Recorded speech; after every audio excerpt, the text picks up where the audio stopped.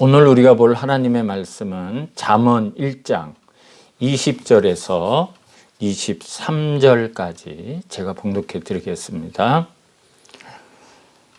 지혜가 길거리에서 부르며 광장에서 소리를 높이며 시끄러운 길목에서 소리를 지르며 성문 어귀와 성중에서 그 소리를 발하여 이르되 너희 어리석은 자들은 어리석음을 좋아하며 거만한 자들은 거만을 기뻐하며 미련한 자들은 지식을 미워하니 어느 때까지 하겠느냐. 나의 책망을 듣고 돌이키라. 보라, 내가 나의 영을 너희에게 부어주며 내 말을 너희에게 보이리라. 아멘. 사랑하는 성도 여러분, 우리가 이 세상을 살아가려면 반드시 지혜가 필요합니다. 지금 전 세계가 코로나 바이러스로 인해서 막 정신이 무너지고 삶의 터전이 무너지고 기업이 무너지는 모습을 우리가 보고 있습니다. 무엇을 어떻게 해야 될까? 지금 이 상황에서 내가 할 일이 무엇일까? 개인이나 정부나 당황하고 불안해하고 있습니다. 그런 가운데 우리나라 의료진이 하는 것을 보고 세계 수많은 나라들이 부러워하고 있습니다. 한국을 배우자. 지금 그런 분위기가 조성되고 있죠. 아주 신속히 환자들을 격리하고 많은 사람들을 검사하고 중증 환자, 경증 환자를 나누어서 수용을 하고 자동차를 탄 채로 이렇게 검체를 또 채취하고, 여러분 이런 것이 모두 지혜입니다. 그게 바로 지혜예요. 다른 게 지혜가 아닙니다. 지혜롭지 못한 사람과 지혜로운 사람과 얼마나 큰 차이가 있습니까?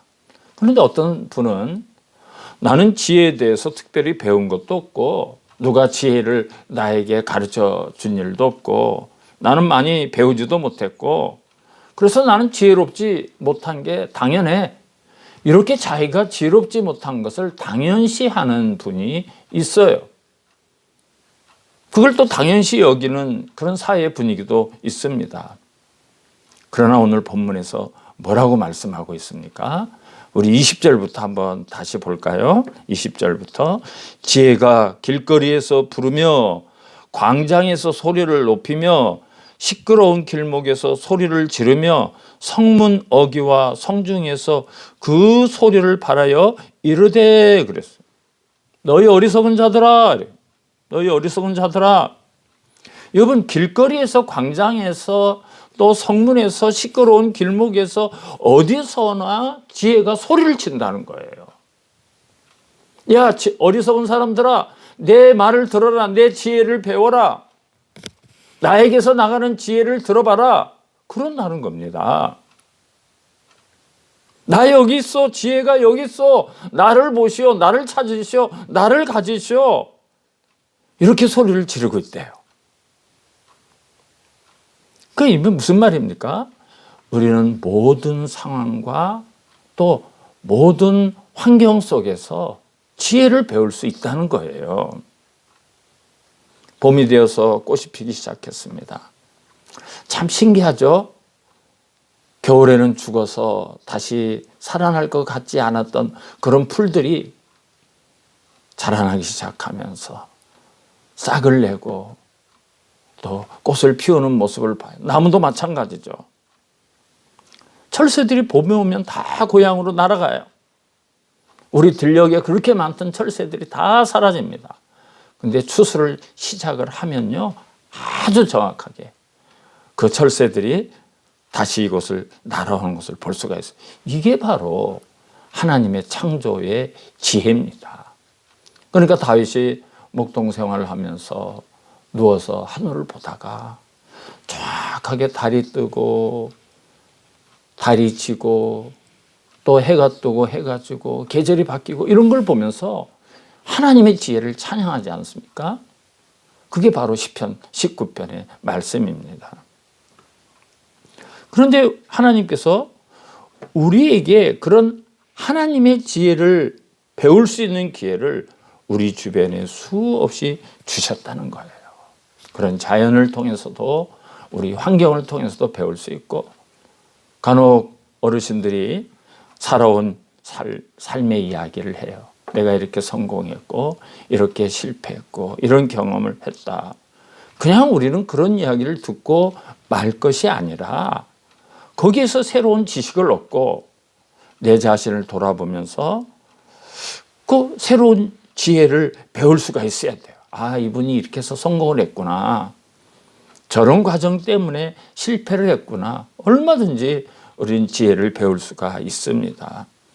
또 우리 주변의 친구들 또 이웃들의 여러 가지 가정과 직장과 그 생활의 이야기를 들으면서 그냥 이야기를 듣고 말 것이 아니라 거기에서 우리가 새로운 지식을 얻을 수 있고요.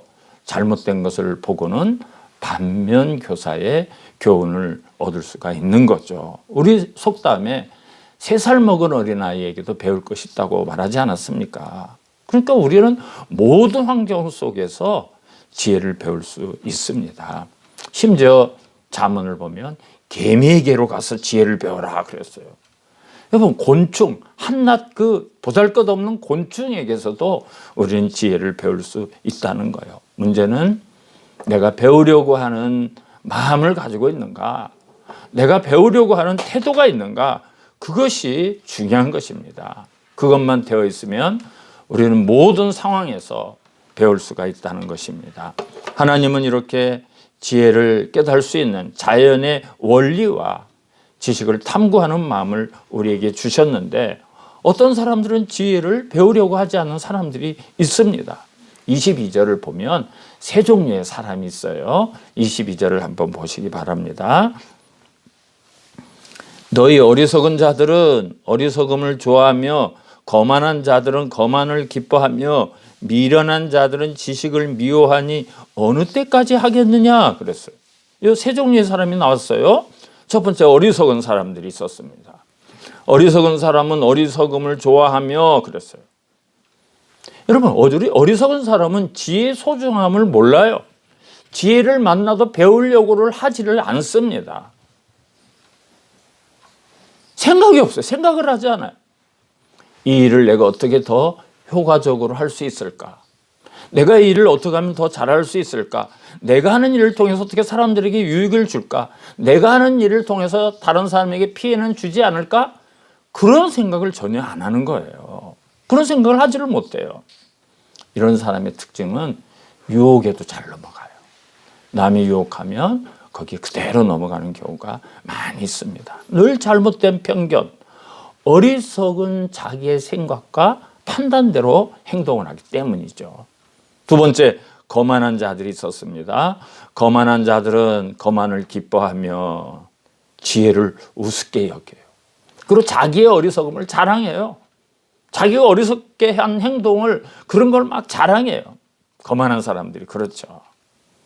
이런 사람들은 하나님의 말씀을 무시합니다. 또 좋은 교훈과 가르침을 무시합니다. 순종하지 않습니다. 받아들이지 않습니다. 오히려 조롱해요. 오히려 비웃습니다. 이런 사람들은 주변 사람들에게 허세를 부리기를 좋아해요. 그 교만한 거죠. 교만한 사람은 어느 날 갑자기 한순간에 무너지는 것을 우리가 볼 수가 있습니다. 세 번째로 미련한 자들입니다. 미련한 자들은 지식을 미워하니 그랬어요. 미련한 사람은 지식을 미워한대요. 얼마나 지식을 안 받아들이는지 미워한다 이렇게 표현했어요. 미련한 사람의 특징은 고집이 세요. 미련한 그 자기의 어리석은 고집을 계속 주장해요. 완고해요.